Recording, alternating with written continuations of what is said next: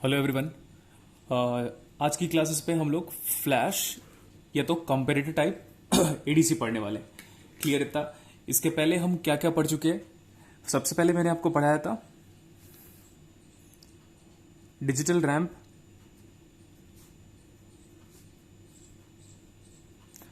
Oblique counter type, digital ramp oblique counter type ADC. फिर second successive approximation, successive approximation, ठीक है। और दोनों एडीसी के दो दो लेक्चर्स मैंने प्रोवाइड किए हुए थे। फ्लैश का भी वैसे ही मैं 2 लेक्चर प्रोवाइड करूंगा, बट आज की क्लासेस में हम 2 बिट वाला पढ़ रहे हैं। 2 बिट सर, तो ये 2 बिट क्या है सर? ये 2 बिट हमारा डिजिटल आउटपुट है। मतलब जो भी आप एनालॉग वोल्टेज दोगे वो डिजिटल में कन्वर्ट होगा, फर्स्ट थिंग। लेकिन वो 2 बिट में कन्वर्ट होगा।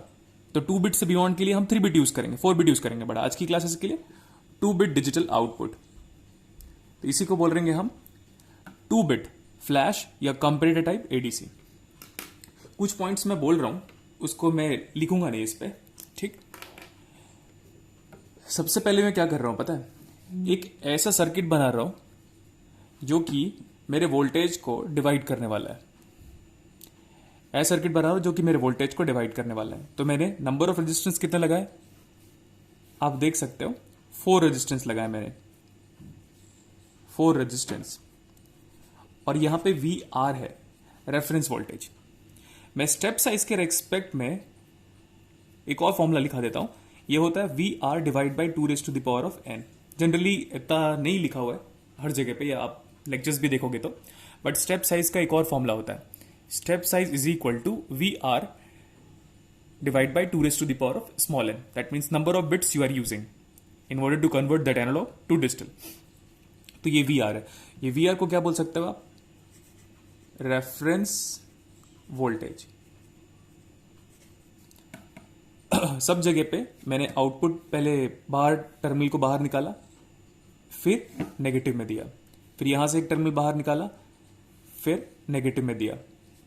और आप सबको पता है ये जो ट्रायंगल शेप में मैं जो बना रहा हूं that is nothing but a symbolic representation of op amp. और जो हमारा एनालॉग वोल्टेज है जिसको आप कन्वर्ट करना चाहते हो, एनालॉग वोल्टेज जिसको हम कन्वर्ट करना चाहते हैं, वो हमने पॉजिटिव टर्मिनल पे दे दिया। So I can say with respect to construction point of view, analog voltage is being provided to non-inverting terminal of comparator circuit. तो ये C1 कंपेरेटर है, ये C2 कंपेरेटर है, नाम देना पड़ेगा, और ये C3 कंपेरेटर है। कंपेरेटर का output can be plus V sat, can be minus V sat from analog electronics, पता है अपने को। और फिर यहां पे मैं प्रायोरिटी एनकोडर के बारे में बात कर रहा हूं। यहां पे दिस इज प्रायोरिटी एनकोडर। तो प्रायोरिटी एनकोडर में 2⁻n इनपुट्स होता है, 2⁻n इनपुट्स होता है और n आउटपुट्स होता है। 2⁻n इनपुट्स और n आउटपुट।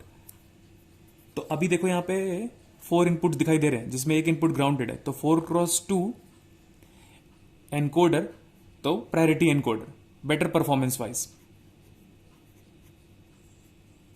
प्रायोरिटी एनकोडर तो मैं प्रायोरिटी एनकोडर भी पढ़ाऊंगा, बट थोड़ा बहुत बेसिक अगर इंफॉर्मेशन है तो इसको यूज करने वाले।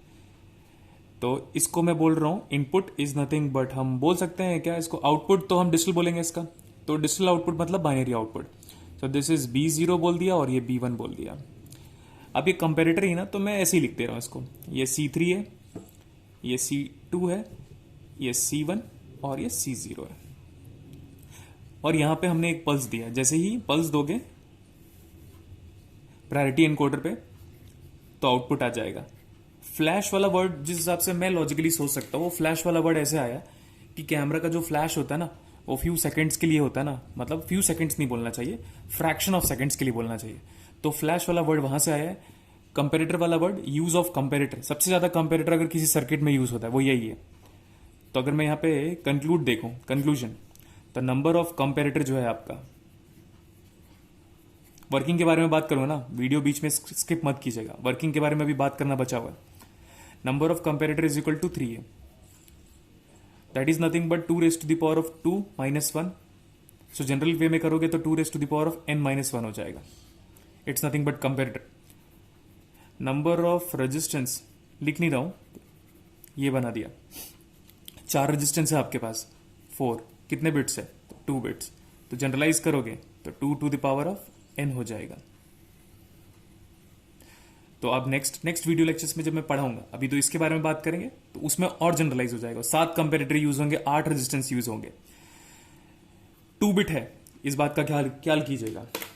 अब इसकी वर्किंग के बारे में बात करते हैं। प्रायोरिटी एनकोडर की वर्किंग आपको पता है, ऐसा मैं एक्सपेक्ट कर रहा हूं। अदरवाइज नेक्स्ट लेक्चर में पहले प्रायोरिटी एनकोडर पढ़ाऊंगा, फिर पढ़ाऊंगा 3 बिट फ्लैश और comparator type ADC. Let's move now. मैं रेफरेंस वोल्टेज को अभी के लिए ऐसा ले रहा हूं 4 वोल्ट, क्योंकि बस मैं 4 वोल्ट लूंगा ना तो कैलकुलेशन थोड़ा इजी हो जाएगा। और एनालॉग वोल्टेज को मैंने ले लिया, let it be like 2.7 volt. एक मिनट वेट कीजिएगा जस्ट।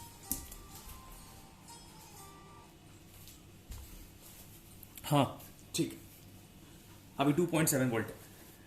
अगर मैं सब टर्मिनल पे वोल्टेज निकालूं, सारे टर्मिनल्स में, मतलब इस पॉइंट पे, इस पॉइंट पे, इस पॉइंट पे, अगर मैं वोल्टेज निकालूं तो पता है कि ओप एम्प के अंदर करंट जाता नहीं है। तो जो भी करंट है इसमें, सेम करंट इसमें, सेम करंट इसमें, सेम करंट इसमें, सब में सेम करंट, सब में सेम करंट है, that means they are connected in series. तो वोल्टेज डिवीजन रूल अप्लाई करोगे तो ये 4 into are divide by 4R, तो 1 वोल्ट आ गया। 4 हर पोटेंशियल को ग्राउंड से मेजर करोगे तो 4 into 2R divide by 4R, तो ये आ जाएगा 2 वोल्ट। 4 इंटू 3R ग्राउंड तक, यहां से देखो इस पॉइंट से ग्राउंड तक टोटल रेजिस्टेंस है 3R, तो 4 into 3R divide by 4R, तो ये 3 वोल्ट आ गया। ठीक, अब सब कंपेरेटर का आउटपुट भी लिखना है। यहां पे 3 वोल्ट है, C3 कंपेरेटर की बात कर रहा हूं, 3 वोल्ट, और यहां पे 2.7, तो 3 वोल्ट बढ़ा। नाउ बढ़ा is connected to negative terminal. Output आया minus V set according to the working of the comparator circuit from the transfer characteristics of comparator circuit.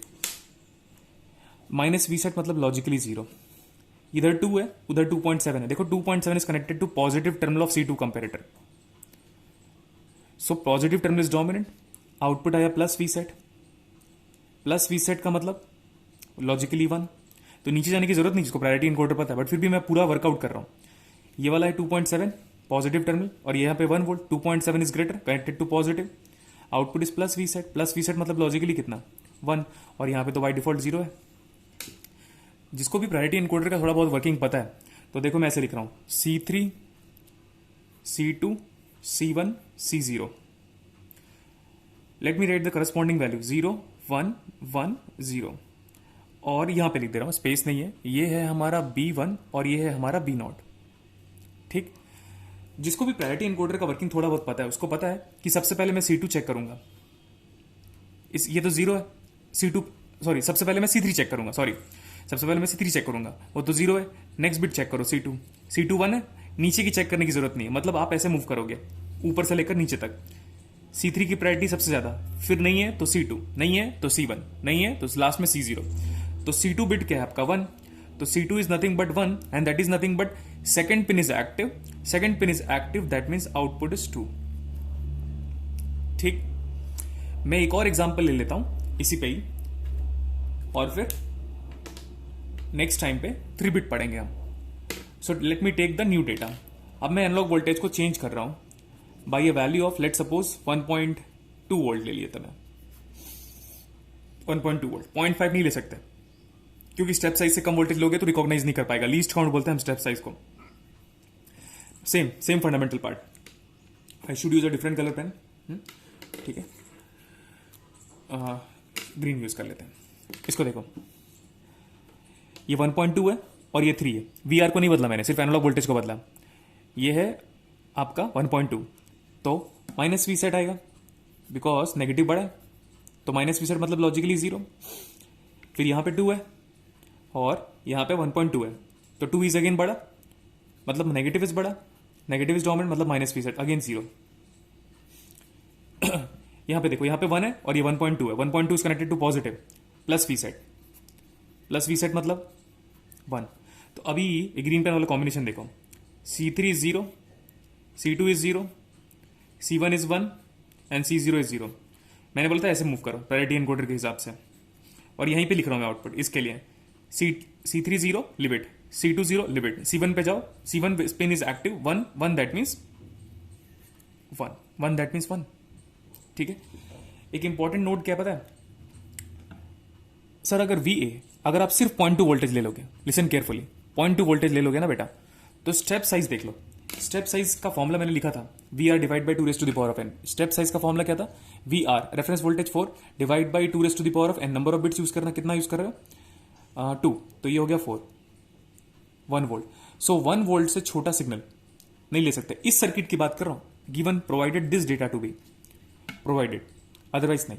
तो 1 वोल्ट मतलब यहां पे अगर आप 0.9 भी बोलोगे तो सर्किट में एरर आ जाएगा, क्योंकि स्टेप साइज से कम चीजें मेजर नहीं करते। अब स्केल का सपोज याद है ना आपको, 10 सेंटीमीटर का स्केल होता है, 15 सेंटीमीटर का स्केल होता है, 10 सेंटीमीटर का, 15 सेंटीमीटर का, उसमें आई थिंक हम 1 mm तक मेजर कर सकते हैं। उससे कम करोगे तो माइक्रोमीटर तो नहीं मेजर कर सकता। Same is the case with here, आप बेसिक फिजिक्स को यहाँ पे भी अप्लाई कर सकते हो, बेसिक लॉजिकल चीजों को यहाँ पे भी अप्लाई कर सकते हो। तो नेक्स्ट क्लासेस जब होगी आपकी, नेक्स्ट लेक्चर जब मैं डिलीवर करूंगा, तो सर्किट थोड़ा बड़ा होगा और हम पढ़ेंगे 3 bit flash comparator type simultaneous ADC, simultaneous बोल सकता हूँ। ठीक है, तो जस्ट एक बार वीडियो देखिएगा और एंजॉय कीजिएगा। Thank you everyone.